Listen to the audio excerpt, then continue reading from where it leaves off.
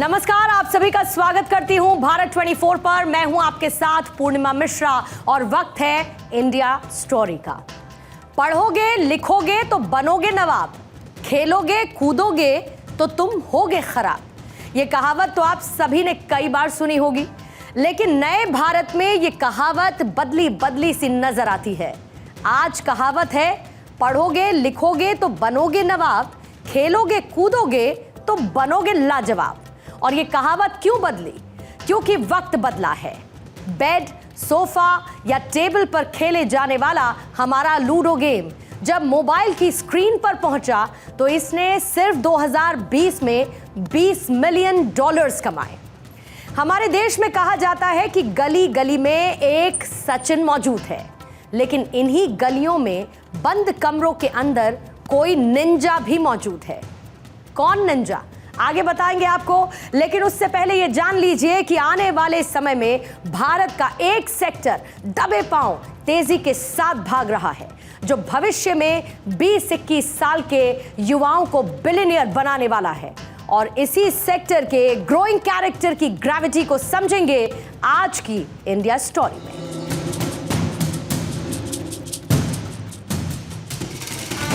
जोर से मारिए, हाँ मारिए।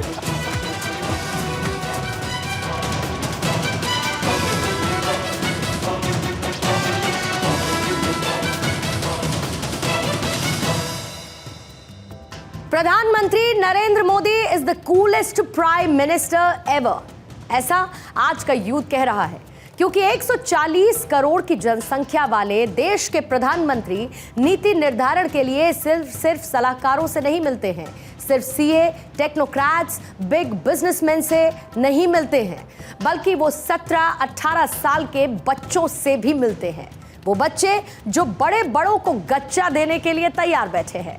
सबसे पहले प्रधानमंत्री नरेंद्र मोदी ने बड़े यूट्यूबर्स से मुलाकात की और उसके बाद उन्होंने कंटेंट क्रिएटर्स अवार्ड को ऑर्गेनाइज किया। और अब प्रधानमंत्री नरेंद्र मोदी ने गेमर्स से मुलाकात की है, वो गेमर्स जिन्होंने एक हिडन फील्ड को एक्सप्लोर किया है।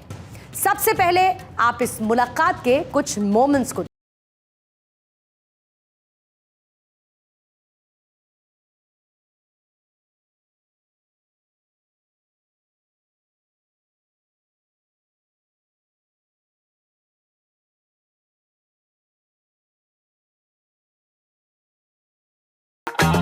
बट दैट मोमेंट जब बस वो आ रहे हैं, हार्ट बीट स्टॉप हो जाने वाला मोमेंट था वो। स्वागत है आप सबका।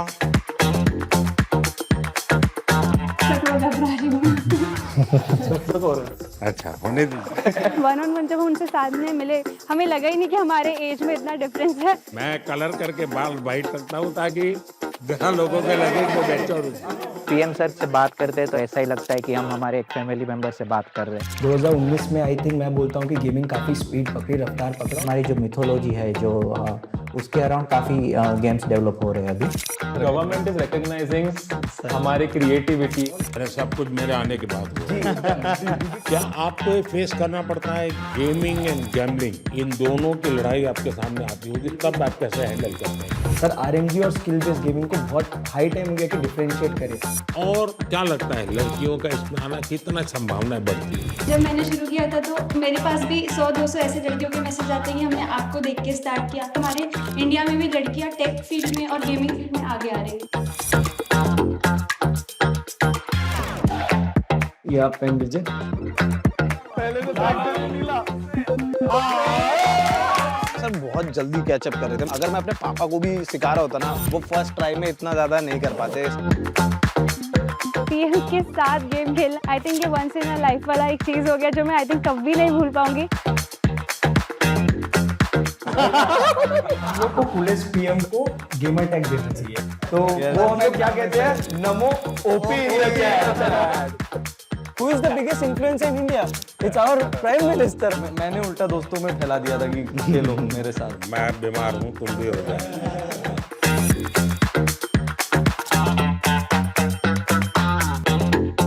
लोग अब गेमिंग को एक अलग नजरिए से देखेंगे। विदाउट एनी स्क्रिप्ट फाउंडेशन और विदाउट एनी एडिटोरियल फिल्टर्स अगर मैं कहूं तो मैंने कभी ऐसे प्रधानमंत्री नहीं देखे जो बिल्कुल आउट ऑफ द बॉक्स जाकर किसी से भी कनेक्ट कर लेते हैं, किसी भी टॉपिक पर इतनी डीप नॉलेज रखते हैं।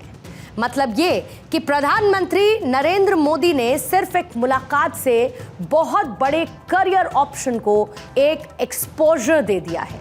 Just look at these figures.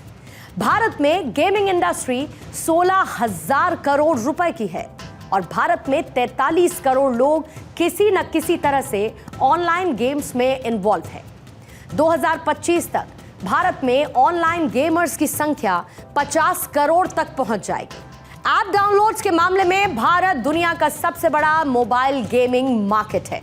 Transaction based game revenues साल 2021 से 2022 में 39% तक बढ़ गए और 2025 तक इस सेक्टर में 20% की ग्रोथ देखने को मिलेगी। यानी कि ये मार्केट, ये बाजार 231 बिलियन तक पहुंच सकता है। भारत में दुनिया का सबसे बड़ा फैंटेसी स्पोर्ट्स मार्केट जिसका यूजर बेस करीब 180 मिलियन का है और इस इंडस्ट्री की अनुमानित ग्रोथ CAGR के हिसाब से 33% की होगी, जो कि साल 2027 तक 25,300 करोड़ रुपए तक पहुंच सकती है। भारतीय गेमिंग इंडस्ट्री में बीते 5 सालों में डोमेस्टिक और ग्लोबल इन्वेस्टर से करीब $2.8 बिलियन का इन्वेस्टमेंट आया है और यह निवेश साल 2019 से 380% तक बढ़ा है। तो वहीं साल 2020 में 23% तक इसमें स्पाइक देखा गया।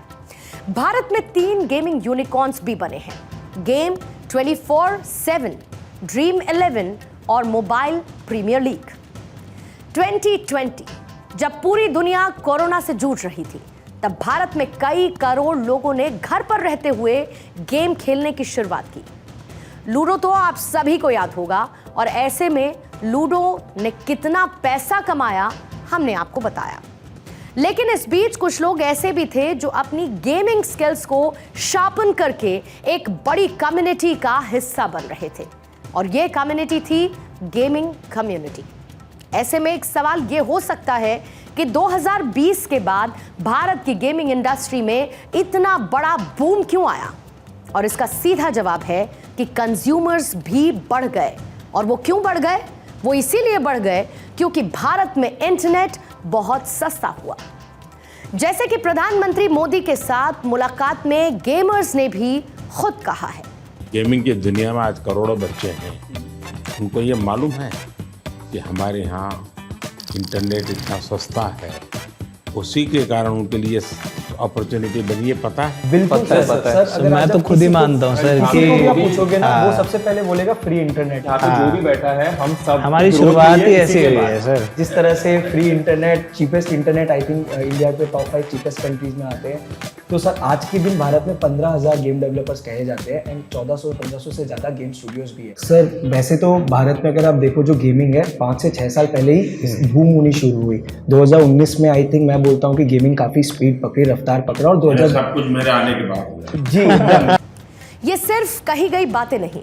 27 दिसंबर 2015 में भारत में जियो लॉन्च होता है और जियो ने इनिशियल स्टेज पर फ्री इंटरनेट देना शुरू किया। सोचिए ये वो दौर था जब 1 GB इंटरनेट भी 250-300 रुपए का आता था और फ्री इंटरनेट मिलते ही लोगों ने इसमें अपना ज्यादा से ज्यादा समय देना शुरू किया और यहीं से एक क्रांति की शुरुआत हुई। आज भारत में सबसे ज्यादा डेटा कंजम्पशन की वजह है सबसे सस्ता internet. So called super power America में 1 GB डेटा की कीमत फिलहाल 459.8 है। अमेरिका में टॉप 5 टेलीकॉम कंपनियों का 1 GB का डेटा प्लान लगभग 818 से 1600 रुपए के बीच है। जापान में 1 GB मोबाइल डेटा की औसतन कीमत 317.4 थी और जापान में ये कीमतें भारत के मुकाबले लगभग 32 गुना ज्यादा थी। यूनाइटेड किंगडम में 1 GB मोबाइल डेटा की औसतन कीमत 65.1 है, तो चीन में 1 GB मोबाइल डेटा की एवरेज कीमत 33.8 है। और भारत में ये इंटरनेट सस्ता मिलता है, यही इंटरनेट सस्ता मिलता है गवर्नमेंट की पॉलिसी से। बहरहाल आइए वापस टॉपिक पर आते हैं और डिजिटल फील्ड में डिमांड बढ़ी तो कंपनियों ने सप्लाई भी बढ़ा दी। हर एक क्षेत्र में टैलेंट रखने वाले लोगों के लिए ये परफेक्ट प्लेटफॉर्म बन गया और ऐसी ही एक कम्युनिटी ने बहुत तेजी के साथ प्रोग्रेस की। वो कम्युनिटी थी गेमर्स की। समय बीता, आगे बढ़ा तो कई लोग इस फील्ड में परमानेंट भी हो गए, मतलब फुल टाइम गेमर्स बन गए। और कोविड से पहले भारत में 25 गेम डेवलपर कंपनीज थी, यानी कि 25 कंपनियां भारत में गेम बनाया करती थी। लेकिन आज की तारीख में ये आंकड़ा अमेजिंगली बढ़ा है। मतलब आपको सुनकर आश्चर्य होगा कि आज भारत में 250 से भी ज्यादा गेम डेवलपर कंपनीज मौजूद हैं। इतना ही नहीं, गेम डेवलपर्स पैसा कमा रहे हैं तो वहीं गेमर्स भी पैसा कमा रहे हैं। इन शॉर्ट ये पूरी इंडस्ट्री ही ह्यूज मार्जिन्स में रेवेन्यू को जनरेट कर रही है। साल 2017 में गेमिंग इंडस्ट्री ने 30 बिलियन का रेवेन्यू जनरेट किया था, जो कि साल 2021 आते आते 100 बिलियन तक का हो गया और ये शायद किसी भी इंडस्ट्री में हाईएस्ट ग्रोथ के तौर पर देखा जा सकता है। ऐसे में आप ये सोच रहे होंगे कि इतनी ज्यादा तेजी से बढ़ रही इंडस्ट्री पर किसी की नजर क्यों नहीं पड़ी? तो इसका जवाब है, नजर पड़ चुकी थी। प्रधानमंत्री नरेंद्र मोदी ने और देश के सबसे रिचेस्ट पर्सन मुकेश अंबानी ने इसको लेकर पहले ही क्लियर कर दिया था। प्रधानमंत्री मोदी ने इसको लेकर जहां पर नीति बनाने की बात कही, पॉलिसी बनाने की बात कही, तो मुकेश अंबानी ने यह साफ कर दिया कि आने वाले टाइम में ये industry cinema, music, TV industry से भी बड़ी इंडस्ट्री बनने वाली है। Like who don't know what gaming is, right? It's very hard to imagine that gaming will be bigger than music, movies and TV shows all put together. But we will see. ये जरूरी है कि हमारा focus ऐसे toys, ऐसे games का निर्माण करने पर भी हो जो हमारी युवा पीढ़ी को भारतीयता के हर पहलू को इंटरेस्टिंग और इंटरेक्टिव तरीके से बताए।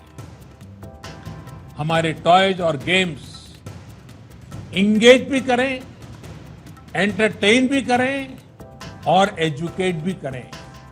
ये हमें सुनिश्चित करना है। ये गेमिंग इंडस्ट्री मेजरली 3 तरह से पैसा कमाती है। पहला है गेम डेवलप करके, यानी कि गेम बना के, जो कि डेवलपर्स पैसा कमाते हैं। इसके बाद आते हैं वो गेमर्स जो गेम को लाइव स्ट्रीम करते हैं, और फिर आते हैं वो गेमर्स जो कि फोर्टनाइट टूर्नामेंट्स खेलते हैं, यानी कि आईपीएल जैसे टूर्नामेंट्स खेलकर ये पैसा कमाते हैं। लेकिन यहां पर एक बहुत बड़ा डिफरेंस है। ई स्पोर्ट्स के फोर्टनाइट वर्ल्ड कप 2019 में एक 16 साल के लड़के कायल बूगा गेर्सडॉफ ने ये वर्ल्ड कप जीता था। और जानते हैं विनिंग प्राइस क्या था? विनिंग प्राइस था $3 million. You heard it right, $3 billion. और उसी साल 4 सबसे बड़े वर्ल्ड टूर्नामेंट्स में से एक विंबलडन को जीतने वाले Novak Djokovic Fortnite World Cup जीतने वाले कायल बूगा से कम पैसे लेकर घर गए थे। अब सवाल हो सकता है कि ये फोर्टनाइट वर्ल्ड कप क्या है? ये एक ई स्पोर्ट टूर्नामेंट है जिसे जीतने वाला एक बहुत बड़ी धनराशि लेकर घर जाता है, तो वहीं इसे लाइव स्ट्रीम करके भी कई बिलियन डॉलर कमाए जाते हैं। साल 2025 तक ई स्पोर्ट इंडस्ट्री में प्राइज मनी 1 बिलियन रुपए को भी क्रॉस कर देगा, यानी कि आईपीएल विनर्स से भी ज्यादा। गेमिंग इंडस्ट्री में इंटरेस्ट रखने वाले निंजा को जरूर जानते होंगे। निंजा की नेटवर्थ है करीब $40 बिलियन। दुनिया के सबसे बड़े क्रिकेट स्टार विराट कोहली की नेटवर्थ करीब 1000 करोड़ की है। डॉलर इंटू रुपी कन्वर्ट करके देखेंगे तो ज्यादा फर्क मालूम नहीं पड़ेगा। निंजा के YouTube पर करीब 23 मिलियन सब्सक्राइबर्स हैं और कमाई करोड़ों में है। लेकिन भारत के गेमर्स भी पीछे नहीं हैं। हमारे गेमर्स के सब्सक्राइबर्स भी मिलियंस में हैं, यानी कि पैसे भी लाखों करोड़ों में कमा रहे हैं और इनका सब्सक्राइबर बेस बहुत तेजी के साथ आगे बढ़ रहा है। ऐसे में एक बार भारतीय गेमर्स का सब्सक्राइबर बेस क्या है आपको वो दिखाऊंगी, ताकि आप ये समझ सके कि कुछ भी नामुमकिन नहीं होता है। और इसके साथ ही भारत की गेमिंग इंडस्ट्री दुनिया को किस तरीके से लीड कर सकती है, इन चेहरों के साथ आपको दिखा देती हूं। सबसे पहला नाम स्काईलॉर्ड, 2.01 मिलियन सब्सक्राइबर बेस। इसके साथ ही क्लासीफील वाईटी 2.51 मिलियन बेस है इनका। इसके साथ ही किंगन एंड ब्रू 2.61 मिलियन, ये हैं इनके यूजर नेम जिसके साथ ये गेमिंग इंडस्ट्री में शामिल है। कसेटू 2.85 मिलियन। ये चेहरे देखते चलिए क्योंकि ये गेमिंग इंडस्ट्री के शाइनिंग स्टार्स हैं, जिसमें पायल गेमिंग इनके हैं 3.37 मिलियन सब्सक्राइबर्स। अब आता है नंबर गेमर फ्लीट का, 3.5 मिलियन सब्सक्राइबर बेस के साथ गेमिंग इंडस्ट्री में ये एक्टिव है। साथ ही एंड्रियोबी, अब एंड्रियोबी का चेहरा 4.04 मिलियन सब्सक्राइबर बेस के साथ इसीलिए ठहर कर देखना चाहिए क्योंकि इनको देखने के बाद मुझे सिर्फ एक ख्याल आया कि इनकी उम्र कितनी कम है, ये कितना छोटा बच्चा है। लेकिन ऑनलाइन गेमिंग की दुनिया में एक बड़ा नाम विद 4.04 मिलियन बेस। अब है अंतर्यामी गेमिंग, इनके यूजर नेम भी बड़े इंटरेस्टिंग है। 4.07 मिलियन इनका है सब्सक्राइबर बेस। अंतर्यामी गेमिंग के नाम से ये गेमिंग इंडस्ट्री पर लीड कर रहे हैं। रॉकनी गेम्स 4.50 मिलियन है इनका बेस। अब आ जाते हैं स्काउट पर। स्काउट को आप देखिए 4.89 मिलियन है इनका बेस। और इसके साथ ही पीयूष जोशी गेमिंग, अब पीयूष जोशी और इनका चेहरा 5.06 मिलियन सब्सक्राइबर बेस है। बहुत छोटी उम्र, लेकिन फ्रॉस्टबाइट गेमिंग 5.22 मिलियन इनका सब्सक्राइबर बेस रहा है। जोनाथन गेमिंग 5.63 मिलियन सब्सक्राइबर्स के साथ। यस स्मार्टी पाई 5.88 मिलियन इनके सब्सक्राइबर हैं। और इसके साथ ही मॉर्टल 6.95 मिलियन। ये नंबर बढ़ता जा रहा है, सब्सक्राइबर बेस जो है इन चेहरों के साथ बढ़ता जा रहा है। अंडर ग्रेजुएट गेमर, लेकिन अंडर ग्रेजुएट नाम होने के बाद सब्सक्राइबर बेस 8.14 मिलियन का है। फिर है हिंदुस्तानी गेमर 8.38 मिलियन बेस है इनका, और ये भी बड़ा नाम है गेमिंग इंडस्ट्री के। डायनेमो गेमिंग 9.95 मिलियन इनका सब्सक्राइबर बेस है। और बैज 99 को क्रॉस करते हुए 10.4 मिलियन सब्सक्राइबर बेस के साथ है। और इनका जो चेहरा है वो भी इनके यूजर नेम से मैच करता है। लाइव इनसेन 11.3 मिलियन बेस है इनका भी, और ये भी ऑनलाइन गेमिंग में बड़ा नाम है। इसके साथ ही कैरीज लाइव 12 मिलियन को क्रॉस करते हुए सब्सक्राइबर बेस इन चेहरों का आप अगर आप देखेंगे, इन प्लेयर्स का आप देखेंगे तो कितना बड़ा है। अब आ जाइए मैथपैड 4.3 मिलियन, मैथपेट माफी चाहूंगी, मैथपेट। फिर है देसी गेमर 14.3 मिलियन सब्सक्राइबर के साथ। ये हैं वो चेहरे, ये लेकिन लिस्ट खत्म नहीं होती है क्योंकि 15 मिलियन सब्सक्राइबर बेस वाले हैं ज्ञान गेमिंग वाले। नाम है ज्ञान गेमिंग और 15 मिलियन का है सब्सक्राइबर बेस। अब आ जाइए लोकेश गेमर, इनका है 15.6 million subscriber base. Lokesh gamer के नाम से एक्टिव गेमिंग इंडस्ट्री में है, इनकी भी उम्र बहुत ज्यादा नहीं है। और इसी तरीके से ये चेहरे, और इसी में टॉप कहां पर देखिए 20.1 मिलियन एज गेमिंग, ये है इनका यूजर नेम। और 20.1 मिलियन सब्सक्राइबर बेस के साथ ये ऑनलाइन गेमिंग को शामिल रहते हैं, उसमें उसको प्ले करते हैं। अब आ जाइए टेक्नो गोमेर्स 37.6 मिलियन, यानी कि आप सब्सक्राइबर, नंबर ऑफ सब्सक्राइबर सोचते जाइए ये आंकड़ा कितना उछाल पर है, ये आप देखिए। Total gaming 38.1 million, last but not the least. और ये तमाम जितने भी गेमर्स हैं, ये हैं वो गेमर्स जो कि गेमिंग इंडस्ट्री में अपनी पहचान को, अपने रुतबे को बरकरार रखे हुए हैं, और इनका सब्सक्राइबर बेस भी बड़ा है। ये इंडस्ट्री दुनिया को तो लीड कर ही सकती है, साथ ही इससे भारत में राजस्व भी बढ़ेगा, यानी कि भारत में पैसा आएगा जो जीडीपी में कंट्रीब्यूट करेगा, भारत की तरक्की में कंट्रीब्यूट करेगा, मतलब भारत की इकोनॉमिक ग्रोथ में कंट्रीब्यूट करेगा। फाइनेंशियल ईयर 23-24 के शुरुआती 6 महीनों में, यानी अप्रैल से लेकर सितंबर तक में, सरकार को ऑनलाइन गेमिंग ऐप से 600 करोड़ रुपए का टैक्स राजस्व हासिल हुआ है। सरकारी संस्था इन्वेस्ट इंडिया के मुताबिक भारत में ऑनलाइन गेमिंग का मार्केट 21,000 करोड़ रुपए से भी ज्यादा का है। ये आज देश की फास्टेस्ट ग्रोइंग इंडस्ट्री में से एक है। 2025 तक इस इंडस्ट्री में 25 से 30% की ग्रोथ देखने को मिलेगी, जिससे कि हर साल 1.6 लाख जॉब्स क्रिएट होंगे। यानी कि ये सेक्टर लाइटनिंग स्पीड से आगे बढ़ रहे हैं और इस सेक्टर में असीम संभावनाएं हैं। लेकिन संभावनाओं के बीच एक समस्या भी है। भारत में ऑनलाइन गेमर्स के बीच सिर्फ 18% फीमेल गेमर्स हैं। इस इश्यू पर प्रधानमंत्री नरेंद्र मोदी ने भी बात की थी। लड़कियों का इसमें आना कितना संभावनाएं बढ़ती है।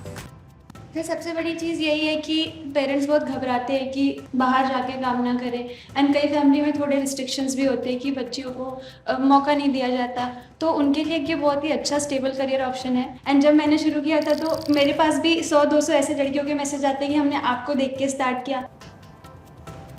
इस क्षेत्र में लड़कियों को भी आगे आना चाहिए, क्योंकि ये फील्ड भविष्य में युवा बिलियनियर्स तैयार करने वाली है।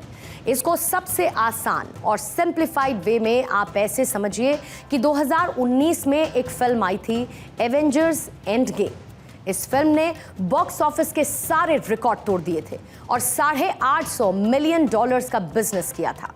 लेकिन उसी साल एक गेम आया था, call of duty modern warfare. इसका रेवेन्यू जानते हैं कितना था? $1.9 बिलियन का। अब आप इस छोटे से कंपैरिजन से समझ सकते हैं कि ये इंडस्ट्री कितनी बड़ी होने वाली है और भारत इस इंडस्ट्री में एक विजन के साथ आगे बढ़ने के लिए तैयार है। And thanks to our prime minister Narendra Modi, जिन्होंने इस मुद्दे को देश के सामने रखा। जिन गेमर्स को शायद हम और आप जानते भी नहीं, जिन गेमर्स के नाम शायद आपने और मैंने कभी सुने भी नहीं, आज हम उन्हें जान रहे हैं।